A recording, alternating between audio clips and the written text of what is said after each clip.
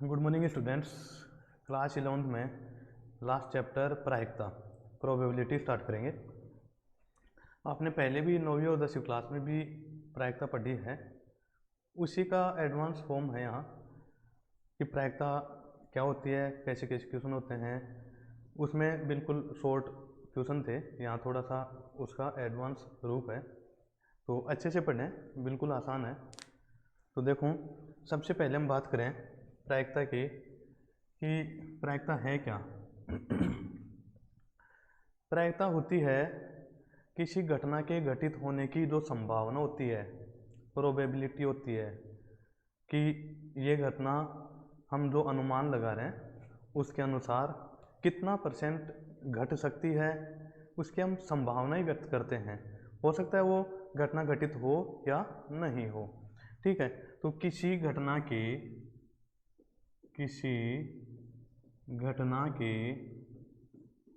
घटित होने की संभावना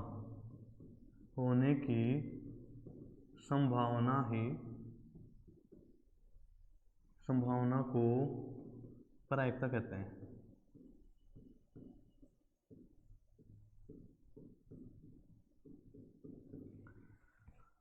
इसको हम P से रिप्रेजेंट करते हैं। P जैसे किसी घटना को A कहें या फिर B कहें या E कहें या फिर X कहें, तो किसी घटना को अगर हम जैसे A कहें, ठीक है, कोई घटना है A, उसकी प्रायिकता की बात करें तो P ऑफ A कहेंगे उसको। इसका एक फॉर्मूला पढ़े होंगे 10वीं क्लास में कि अनुकूल परिणाम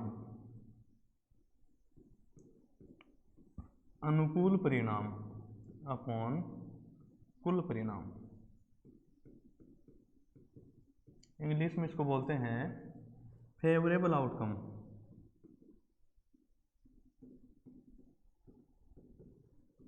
upon total outcome.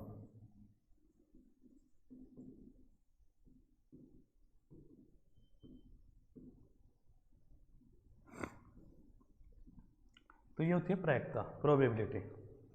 P of A is equal to, अनुकूल परिणाम का मतलब है कि उसके कितने चांस हैं कि वो घटना घटित हो सकती है, वो परिणाम।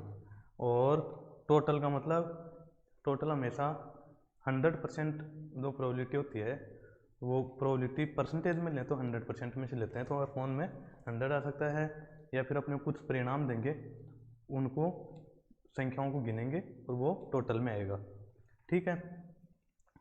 और घटना घटित होती है तो उसको P बोलते हैं, घटना घटित होना, घटना के घटित होना, उसको हम P ऑफ A कहते हैं। और घटना के घटित नहीं होना,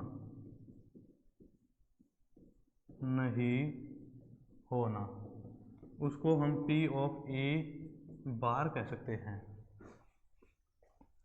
इनका मान कैसे निकालेंगे? हमेशा किसी भी क्वेश्चन में अगर प्रायिकता निकाल रहे हैं, प्रोबेबिलिटी निकाल रहे हैं, तो घटना घटित होने की प्रायिकता और नहीं होने की प्रायिकता, P ऑफ A और P ऑफ A बार, इन दोनों का योग सम हमेशा 1 होता है। इन दोनों का योग क्या होता है? हमेशा 1। अगर हमें इन दोनों में से कोई सा भी एक दे रखा है, PA का मान निकालना हो, तो P ऑफ A बराबर 1 में से PA बार को घटा दो, ठीक है। अगर PA बार का मान दे रखा है, घटना घटित नहीं होने की प्रायिकता दे रखा है, तो हम उसको घटा देंगे तो होने की प्रायिकता रहेगी। या फिर P ऑफ A बार निकालना हो तो हमें क्या करना है? 1 में से PA को घटाना है। PA का मतलब घटना घटित होने की प्रायिकता। यहाँ दो संभावनाएं हैं, एक तो घटना घटित हो सकती है और एक घटना घटित नहीं हो सकती है। घटना घटित होगी तो उसकी प्रायिकता क्या हो जाएगी कि PA, और घटना घटित नहीं होगी उसकी प्रायिकता क्या होगी, पी ए बार। तो अगर पी ए का मान दे रखा है, पी ए बार का निकालना है तो एक में से पी ए को घटा दो, पी ए बार का मान निकल कर आएगा। अगर पी ए बार का मान दे रखा है और पी ए का मान निकालना है तो एक में से पी ए बार को घटा दो तो पी ए बार का मान आ जाएगा। तो इस प्रकार से हम घटना घटित होने की प्रायिकता और नहीं होने की प्रायिकताओं का मान निकाल सकते हैं। तो उसके लिए हमें कुछ पहले से डिफाइन जो मान हैं उनका भी हमें पता होना चाहिए। जैसे किसी ताश की गड्डी के पत्तों की बात हो या फिर किसी सिक्के की बात हो या फिर किसी पासे की बात हो, इसमें ऐसे ही परिणाम निकालने होते हैं। जैसे सिक्का हो तो सिक्का पे कॉइन है कोई, कॉइन में हमेशा या तो हेड हो सकता है या फिर टेल हो सकता है। हेड का मतलब चित और टेल का मतलब पट, या तो चित हो सकता है या फिर पट हो सकता है। इसमें दो ही परिणाम, कुल परिणाम दो हो सकते हैं। और इसमें कुल परिणाम जैसे दो हैं, कुल संभावनाएं, कुल परिणाम क्या हैं, इस एक सिक्के में दो हैं। तो अगर किसी भी सिक्के को दो बार उछालेंगे तो वो 2 की पावर 2 बन जाएगा, 3 बार उछालेंगे 2 की पावर 3 बन जाएगा। तो किसी भी वस्तु को या सिक्के को, सिक्के के प्रतिदर्श समष्टि निकालने हों, प्रतिदर्श समष्टि, तो उसका एक सूत्र बन जाता है, प्रतिदर्श समष्टि का एक सूत्र बन जाता है, उसको सैंपल स्पेस बोलते हैं इंग्लिश में, सैंपल स्पेस। सैंपल स्पेस निकालना हो तो वो होता है हमेशा 2 की पावर n। n का मतलब उस सिक्के को हम कितनी बार उछाल रहे हैं, टॉस कर रहे हैं। जैसे 3 बार करेंगे तो 2 की पावर 3 बन जाएगा, 5 बार करेंगे तो 2 की पावर 5 आ जाएगा, 3 बार उछालेंगे तो 2 की पावर 3 का मतलब 8 परिणाम आएंगे, 4 बार उछालेंगे तो 2 की पावर 4 का मतलब 16 परिणाम आएंगे। किसी भी सिक्के को 5 बार उछालें तो 32 परिणाम आएंगे। प्रतिदर्श समष्टि में कितने रिजल्ट होंगे, 32। ऐसे ही अगर सिक्के की जगह कोई पासा हो तो सबको पता है पासा जैसे डाइस, इसको डाई या फिर डाइस दोनों ही बोलते हैं, तो कंफ्यूज नहीं हो इंग्लिश में। तो पासे की बात हो, डाइस की बात हो तो इसमें 1 2 3 4 5 6 तक संख्याएं होती हैं। ना तो 6 से ज़्यादा होती है ना 1 से कम होती हैं। कभी भी पासे पर 0 संख्या नहीं मिलेगी, 7 नहीं मिलेगा, 8 नहीं मिलेगा, 1 से लेकर 6 तक फिक्स हैं ये, ठीक है। अब पासे को अगर एक बार उछाला जाता है तो 6 की पावर 1, तो पासा पर कुल प्रतिदर्श समष्टि की बात हो तो प्रतिदर्श समष्टि का मान उसके कुल परिणामों के n के पावर के इक्वल होता है। तो देखो सैंपल स्पेस की बात हो, सैंपल स्पेस, तो देखो इज इक्वल टू, जैसे इसमें कुल परिणाम कितने हैं 6, यहाँ हो जाएगा 6 की पावर n। जैसे इसमें कुल परिणाम कितने थे 2, तो 2 की पावर n। जैसे किसी भी पासे को, किसी भी डाइस को हम 2 बार उछालें तो 6 की पावर 2 परिणाम आएंगे, 36 परिणाम आएंगे। 3 बार उछालें तो 6 की पावर 3 परिणाम आएंगे, ठीक है, 216 आएंगे। 4 बार 5 बार जितनी बार उछालेंगे उतनी पावर लग जाएगी, तो वो होंगे उसके कुल परिणाम। अनुकूल परिणाम उस क्वेश्चन के ऊपर डिपेंड करता है कि प्रश्न कैसे पूछा गया है। जैसे ऐसे गए कि किसी पासे को एक बार उछाला जाता है और उसमें सम संख्या आने की प्रायिकता बताओ, इवन नंबर्स की प्रोबेबिलिटी। तो यहाँ सम संख्याएं 2 4 6 3 संख्याएं हैं, तो अनुकूल परिणाम 3 हो गया बटे में कुल परिणाम यहाँ 6 है, 1 से 6 तक, तो 3 बटे 6 का मतलब 1 बटा 2 आ जाएगा। तो इस हिसाब से हम इनको देख सकते हैं। फिर ताश के पत्ते आएंगे, ताश के पत्ते, एक तो ये था कॉइन, फिर दूसरा था डाइस और या फिर पासा, फिर तीसरा है ताश के पत्ते, प्लेइंग कार्ड्स, ताशे के पत्ते। इनके बारे में क्वेश्चन आता है। ताश के पत्ते, कुल पत्ते तो होते हैं 52, कुल ताश के पत्ते होते हैं 52, ठीक है। फिर उसमें अलग अलग कलर और अलग अलग उनकी संख्याओं के हिसाब से पत्ते होते हैं। एक तो होता है हुक्म के पत्ते, हुक्म के पत्ते, हुक्म के पत्ते होंगे वो 13 होते हैं, ठीक है। फिर ईंट के पत्ते भी 13 होते हैं, ईंट के पत्ते ये भी 13 होते हैं। फिर होते हैं पान के,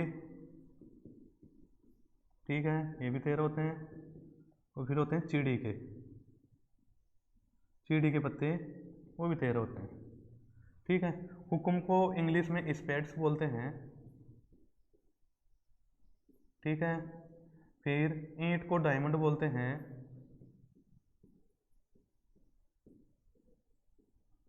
ठीक है। फिर पान को हार्ट्स बोलते हैं और चिड़ी को क्लब बोलते हैं, ठीक है, क्लब, चिड़ी के पत्ते।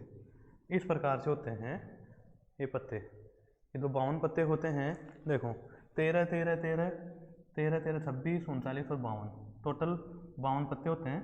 तो सब में 13 13 प्रकार के पत्ते होते हैं और ये 4 प्रकार के पत्ते होते हैं, spades, diamond, hearts and club. इन सभी में देखो अगर इक्का की बात हो, इसका रंग, इसका जो कलर है ये काला होता है और चिड़ी भी काला कलर की होती है और ईंट और पान लाल कलर के होते हैं, ये सबको पता है। ये भी ईंट भी लाल टाइप की होती है और ये भी लाल कलर के होते हैं। इसका मतलब अगर काले पत्तों की बात हो तो 13 और 13 26, लाल पत्तों की बात हो तो भी 26। तो पत्तों को कलर के हिसाब से बात करें, काले पत्ते, तो ये काले पत्ते कौन कौन से होते हैं, देखो हुक्म, हुक्म प्लस चिड़ी, तो ये होते हैं 13 + 13 = 26। लाल पत्तों की बात हो, लाल पत्ते हों तो ये होते हैं ईंट प्लस पान, ईंट प्लस पान बराबर 13 + 13 = 26।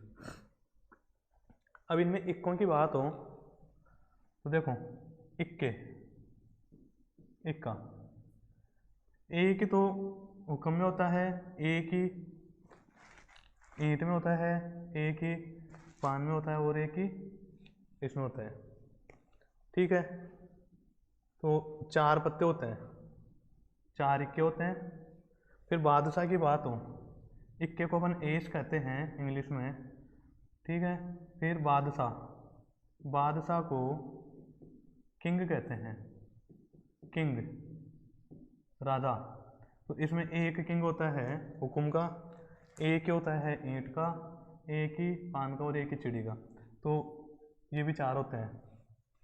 फिर जिसको रानी बोलते हैं, क्वीन, रानी या फिर बेगम, बेगम, ये भी 4 होती हैं, इसको क्वीन बोलते हैं, ठीक है। एक एक होते हैं चारों में। फिर एक होता है गुलाम, जैक, ठीक है, गुलाम होता है जिस पर जे लिखा होता है, जैक, जो गुलामी करते हैं वो, ठीक है। तो एक एक पत्ते होते हैं, ये भी 4 होते हैं। ये क्यों बताए हैं, क्योंकि इन सभी के ऊपर तस्वीर बनी होती है, छाया बनी होती है, फोटो आती है इन पे, ठीक है।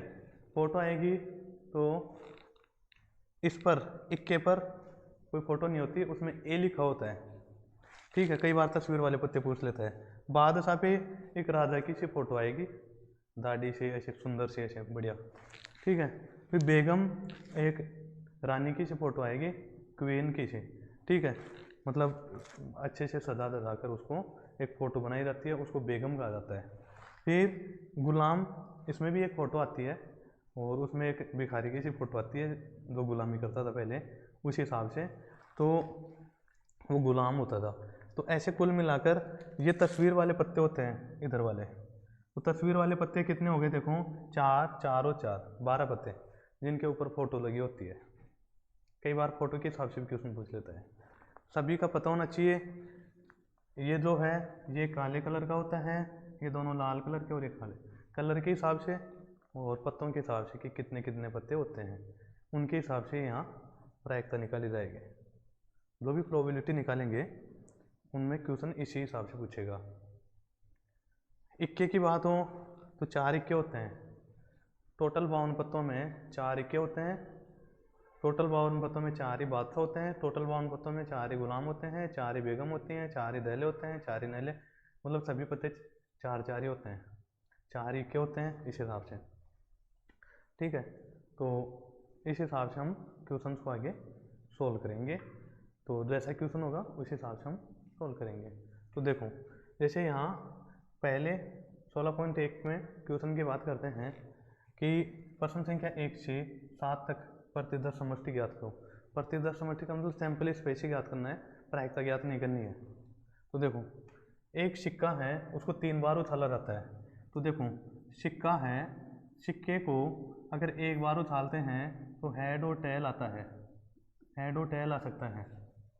इसमें 2 परिणाम होते हैं। तो 3 बार उछालेंगे तो देखो प्रतिदर्श समष्टि में मैंने बताया था अभी कि प्रतिदर्श समष्टि जब बनाएंगे तो 2 की पावर 3 बन जाएगा। 2 की पावर n से 2 की पावर 3, फिर जितनी बार उछालते हैं उतना ही इसके पावर लग जाती है और 8 परिणाम आ जाएंगे। अब अपने को ये पता लग गया कि प्रतिदर्श समष्टि में 8 संख्याएं आएंगी। प्रतिदर्श समष्टि में 8 संख्याएं कौन कौन सी आएंगी? देखो सिक्के को अगर 3 बार उछालते हैं तो ये आएगा सैंपल स्पेस को यहाँ S से लिखते हैं, प्रतिदर्श समष्टि सैंपल स्पेस S, ठीक है, इज इक्वल टू 3 बार उछाल लें तो यहाँ 3 बार परिणाम लिखेंगे H H H कि किसी भी कॉइन को 3 बार उछालें सॉरी कि पहले सिक्के पर H आ जाए, दूसरे पर भी H आ जाए, तीसरे पर भी। कोई ज़रूरी नहीं है, ये हो सकता है कि पहले पर H आए, हेड आए, दूसरे पर भी हेड आए, हो सकता है तीसरे पर टेल आ जाए। एक एक परिणाम चेंज करते जाएंगे। अब इस T को इधर कर दो, इस H की जगह आएगा ये H इधर आ जाएगा, H T H। फिर देखो फिर इस T को और आगे ले आओ, ये H वहाँ चला जाएगा तो यहाँ आएगा T H H। कहने मतलब जहाँ एक बार भी टेल नहीं आया, फिर एक बार टेल आने वाले परिणाम, फिर 2 बार टेल, कहने मतलब एक बार हेड लिख दो, 2 बार टेल, ठीक है। अब इस T को इधर लेकर आओ तो ये बन जाएगा T H T। फिर इस T को इधर ले आए, फिर इस H को और आगे ले दो, इस H को यहाँ ले आए, फिर यहाँ ले दो तो ये बन जाएगा देखो H T और T, ठीक है। फिर देखो 2 बार T हो गया, फिर अब 3 बार T, तो 3 बार T आ जाए। कहने का मतलब 3 बार उछाले, 3 बार ही सिक्के पर क्या आ जाए, टेल टेल टेल। तो इस प्रकार से हम किसी सिक्के को 3 बार उछाले हैं तो उसका प्रतिदर्श समष्टि सैंपल स्पेस से ये लिख सकते हैं। 3 बार उछालेंगे 8 परिणाम आएंगे, सिक्के को 4 बार उछालेंगे तो 2 की पावर 4 16 परिणाम आएंगे, ठीक है। फिर नेक्स्ट इसी का फर्स्ट क्वेश्चन था ये, ठीक है। फिर सेकंड क्या है देखो, फर्स्ट का फर्स्ट नहीं, पहला ही क्वेश्चन था ये, ठीक है।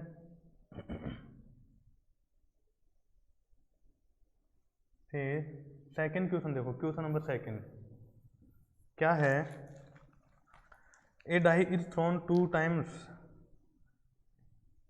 एक पासा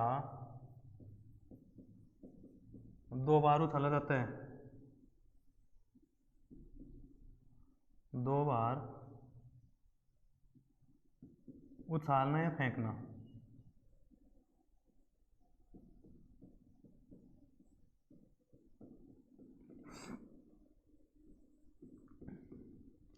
दो बार उछाले जाते हैं, ठीक है। एक जो पासा है वो 2 बार उछाला जाता है तो उसके प्रतिदर्श समष्टि। तो देखो एक पासे में पासा की बात हो तो पासे में 6 तक संख्याएं होती हैं, पासे में कौन कौन सी, 1 2 3 4 5 और 6। तो एक बार में 6 परिणाम आते हैं। तो पासा पे अभी मैंने बताया था कि पासा के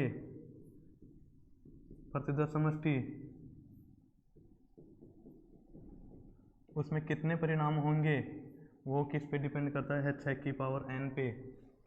यहाँ 2 बार उछाला जाता है तो 6 की पावर 2 आएगा, और 6 की पावर 2 का मतलब 6 का स्क्वायर 36 परिणाम आएंगे। क्या क्या आ सकते हैं, देखो कि पासे को उछालें तो s बराबर हो सकता है कि पहले पासे पर 1 आए और दूसरे पर भी 1 आए। हो सकता है पहले पासे पर 1 रख लो और दूसरे पासे पर आगे वाली पूरी संख्या लिख दो, 1 1 1 2 1 3 1 4 1 5 और 1 6। ठीक है, ये बन गए। फिर पहले पासे पर 2 आ जाए और दूसरे पर 1 आ जाए, उस हिसाब से परिणाम लिख दें। 2 1 2 2 2 3 2 4 2 5 2 6 ऐसे।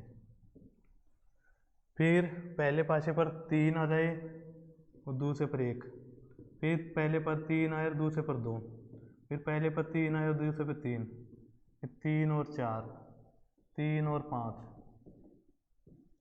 फिर 3 को 6, 4 को 1। क्या है देखो, 4 को 1, फिर 4 और 2 हो सकता है, 4 और 3 हो सकता है, 4 को 4 हो सकता है, 4 को 5 हो सकता है और 4 को 6। ऐसे ही पहले पासे पर अब 5 ले लो तो 5 को 1, फिर 5 को 2,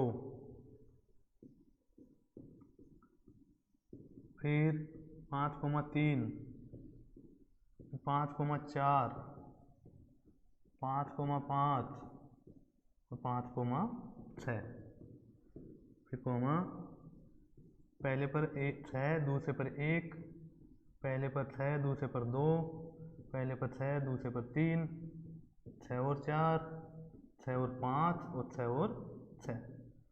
तो इस प्रकार से ये 36 रिजल्ट हो गए। इन सभी को अपन काउंट करेंगे तो 36 हो गए, तो कुल कितने हो गए, 36 परिणाम हो गए। तो इस प्रकार से हम इसके 36 के 36 रिजल्ट लिख सकते हैं। एक पासे को 2 बार उछालेंगे तो ये उसका प्रतिदर्श समष्टि होगा। ठीक है, फिर देखो नेक्स्ट आगे वाला क्वेश्चन, ये क्वेश्चन नंबर 2 था। क्वेश्चन नंबर 3 देखो,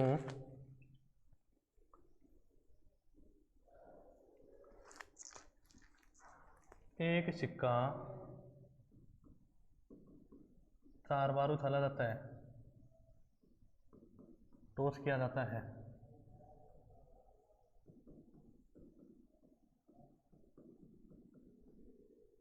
तो उसका प्रतिदर्श समष्टि बनाओ। तो देखो, एक सिक्का की बात हो तो सिक्का पर हेड और टेल 2 परिणाम होते हैं।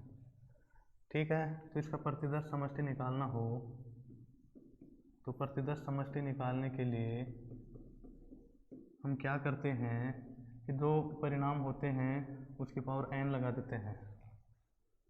तो कुल परिणाम इसके 2 थे, पावर n लगा दिए। n का मतलब कितनी बार उछाल रहे हैं, 4 बार, तो 2 की पावर 4 और 2 की पावर 4 का मतलब 16 परिणाम आएंगे। s बराबर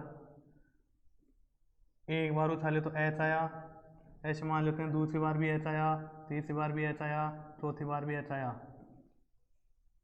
फिर हो सकता है 3 बार तो h आ गया, चौथी बार t आ गया। हो सकता है इस t को इधर लेते रहो, h h t और h, इस t को उधर h को इधर, ऐसे तो h यहाँ जाएगा t यहाँ। फिर इस t को इधर लेकर आओ, h t h और h, फिर टी एच एच और एच, ऐसे बन गया ये। फिर देखो एक बार तो था कि चारों ही एच हों, फिर था कि एक बार टी हो उसके परिणाम, फिर 2 बार टी ले लो, 2 बार एच 2 बार टी, तो देखो क्या बन गया ये एच एच टी टी। अब एक टी को इधर लाओ तो ये एच टी एच और टी बन जाएगा। फिर इस टी को एक बार और इधर ले आओ तो यहाँ जाएगा टी एच एच और टी, ये बन जाएगा। फिर इस टी को इधर लेकर आओ, ये बनेगा टी एच टी एच। फिर इस टी को और इधर लेकर आओ, इधर से यहाँ, ये बनेगा टी टी एच और एच। फिर ये हो गया ऐसे। फिर देखो ये बन गया और एच एच टी टी, और इस हिसाब से बन गए। अब बीच में 2 बार एच तो आ गया, लेकिन बीच में 2 बार टी नहीं आया, तो इसको अपन ऐसे भी लिख सकते हैं एच टी टी और एच, ठीक है। और लास्ट में 2 बार टी, शुरू में 2 बार टी, इस हिसाब से लिख सकते हैं। फिर ये तो 2 बार टी था, 3 बार वाला लूँ एच टी टी और टी, तो देखो क्या बन जाएगा। अभी इस एच को उधर लेते जाओ, इस टी को यहाँ लेकर आओ तो ये बन जाएगा टी एच टी और टी। फिर क्या है देखो, इस एच को इधर लेकर जाओ टी टी एच और टी, फिर टी टी टी और एच, फिर 3 बार वाले टी हो गए, फिर 4 बार वाले टी टी टी और टी और टी, ये हो गए। देखो अब देखो ये इतने परिणाम बन जाएंगे, तो कितने हो गए देखो 1 2 3 4 5 6 7 8 9 10 11 12 13 14 15 और एक ये 16, तो कुल मिलाकर 16 रिजल्ट आ गए। और अपने को पहले से ही पता है कि 16 ही आएगा। किसी भी सिक्के को, किसी भी कॉइन को अगर 4 बार उछालते हैं तो 16 परिणाम आएंगे, तो प्रतिदर्श समष्टि 16 ये हो गए। ये इनको ही अपन प्रतिदर्श समष्टि बोलते हैं।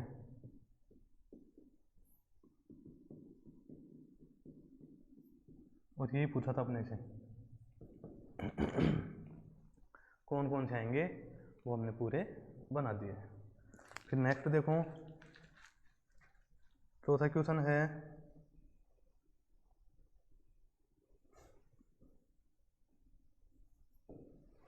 ए coin is tossed and a die is throw. देखो a coin is tossed, English medium वाले भी देख सकते हैं, and a die is throw.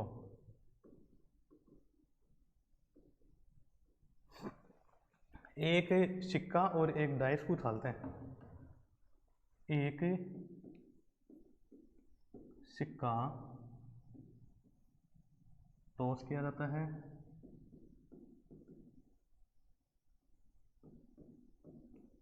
और एक पासा उछाला जाता है।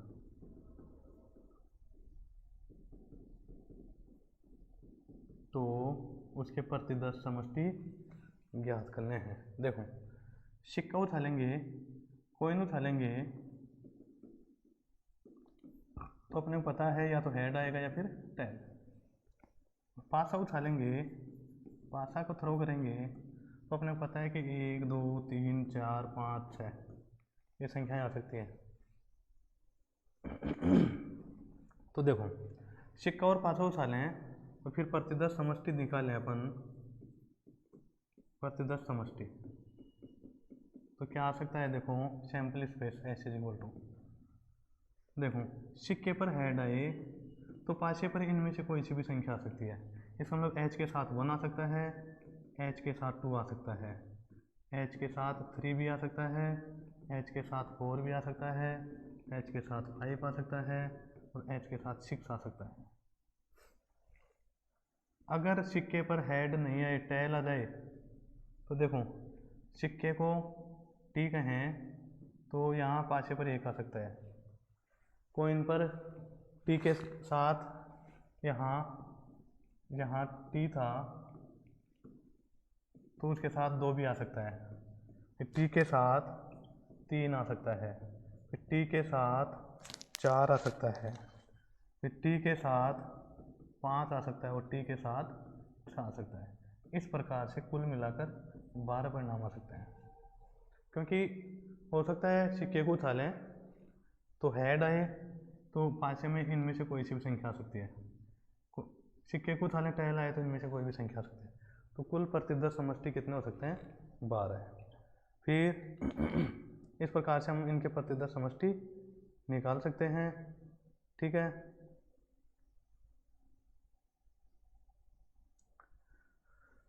आज इतना ही। बाकी नेक्स्ट क्वेश्चन में भी कर सकते हैं, नहीं तो फिर एक क्वेश्चन और कर लेते हैं। देखो नेक्स्ट क्वेश्चन है 5वां। क्या है? देखो, a coin is tossed, a coin is tossed, Hindi और इंग्लिश मीडियम दोनों के लिए है ये। And a die is rolled, a die is rolled, only in case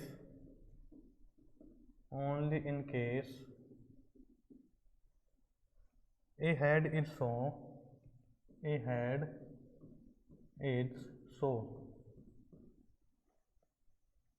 on the coin, देखो क्वेश्चन को अच्छे से समझो। क्या कह रहा है क्वेश्चन कि एक कॉइन इज टॉस्ड, एक सिक्का टॉस किया जाता है, एक सिक्का टॉस किया जाता है,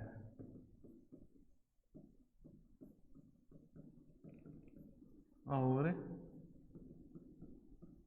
ए डाई इज रोल्ड, एक पासा को रोल किया जाता है, ऊपर उछाला जाता है, फेंका जाता है, पासा फेंका जाता है।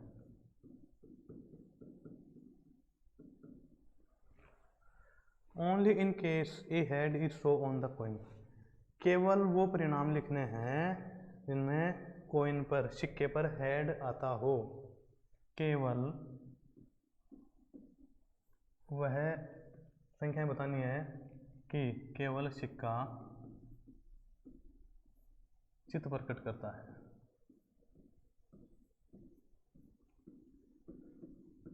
देखो प्रतिदर्श समष्टि में हेड आने पर ही कॉइन लिखा जा रहा है। तो देखो हेड आने पर ही कॉइन लिखा जा रहा है। तो देखो इसका प्रतिदर्श समष्टि बनाए हैं, तो प्रतिदर्श समष्टि बनाए हैं, इसको अपन सैंपल स्पेस बोलते हैं, इज इक्वल टू वो क्या बन जाएगा। देखो हो सकता है कि सिक्का पर तो क्या क्या आ सकता है, हेड आ सकता है और टेल। फिर पासा पर क्या क्या आ सकता है, 1 2 3 4 5 और 6। लेकिन ये ऐसे कह रहे हैं कि सिक्के पर हेड आना चाहिए, तो पासे पर 1 आ सकता है, सिक्के पर हेड आए तो पासे पर 2 आ सकता है, सिक्के पर हेड आए तो पासे पर 3 आ सकता है, सिक्के पर हेड आए तो पासे पर 4 आ सकता है, सिक्के पर हेड आए तो पासे पर 5 आ सकता है, सिक्के पर हेड आए तो पासे पर 6 आ सकता है। लेकिन सिक्के पर टेल आ जाए तो पासा नहीं उछाला जाएगा, ऐसे ही छोड़ दिया जाएगा। ये बात समझने वाली थी। सिक्के पर हेड आए तो पासे पर 1 आ सकता है, सिक्के पर टेल आए तो पासा नहीं उछाला जाएगा। तो कुल प्रतिदर्श समष्टि हो जाएंगे 7। तो ये प्रतिदर्श समष्टि बन जाएंगे इनके। कहने का मतलब क्वेश्चन को अच्छे से समझ लो। ये ऐसे कह रहा है कि अगर एक कॉइन, एक सिक्के और एक पासा को उछाला जाता है, तो सिक्के पर अगर हेड आता है, चित आता है, तो ही पासा उछाला जाएगा, और सिक्के पर टेल आ जाए तो नहीं उछाला जाएगा। इसका मतलब टेल आने पर पासे की कोई भी संख्या नहीं लिखेंगे, लेकिन टेल आ सकता है। कोई जरूरी नहीं हेड के साथ ही ये संख्याएं आए, हेड के साथ ही पासे पर ये संख्याएं आए, लेकिन टेल आते ही पासा उछालते नहीं है। इसलिए हेड वाले सभी परिणाम लिख देंगे यहाँ, टेल वाला यहाँ आते ही छोड़ देंगे। ठीक है, आज इतना ही, बाकी आपको आगे वाली वीडियो में बताया जाएगा। यहाँ तक बिल्कुल आसानी से एक एक क्वेश्चन हमने आपको समझाया है। किसी प्रकार कोई प्रॉब्लम हो तो आप बेझिझक पूछ सकते हैं, कमेंट कर सकते हैं, ठीक है। बाकी क्वेश्चन आपको आगे वाली वीडियो में बताए जाएंगे। Thank you.